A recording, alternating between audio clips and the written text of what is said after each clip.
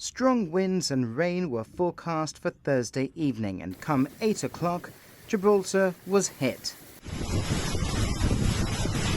These dramatic videos started circulating on social media of cars driving in difficult conditions on Devil's Tower Road.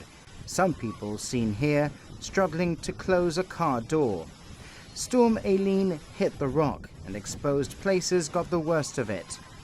The sheer amount of water that fell turned Castle Steps into a sort of free-flowing waterfall.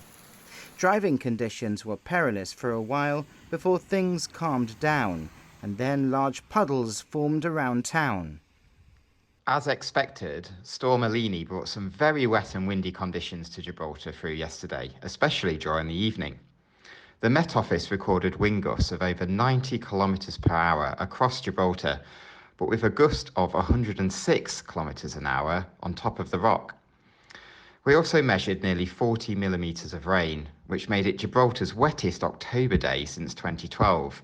And with much of this rain falling in just 1 hour, we saw some flooding in places.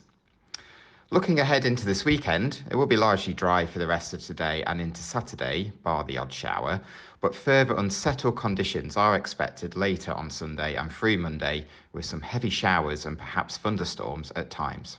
The weather also played havoc with flights. All 4 incoming flights on Thursday were diverted to airports in Spain.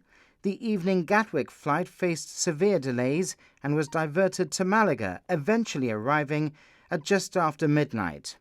Elsie Wiggins was one of the passengers on the flight. It took a very long time, a total of 13 hours. Initially the delay was 4 hours, and the captain explained we were going to have to divert to Malaga. When we got to Malaga, finally, we weren't allowed to get off the plane because there was no ground crew. And then when we got into the terminal, the poor girl for EasyJet said that she didn't know if there were coaches. And then when we finally found out there were coaches, we went down to the coach station, and the drivers had locked the coaches and gone off to have a cup of coffee. So we eventually found the drivers. We got onto the coach, and it took us less than 2 hours to get here. So we were dropped off at the border. We had to cross over, walk past some security, and then when we got in the other side, there were no taxis, no information. People were wandering around, wondering what on earth they were going to do. So yeah, it was a mystery, and no one knew where they were going. It took 13 hours in total. Outrageous. And we were all very tired. I think I eventually got to my destination at 3:30 in the morning.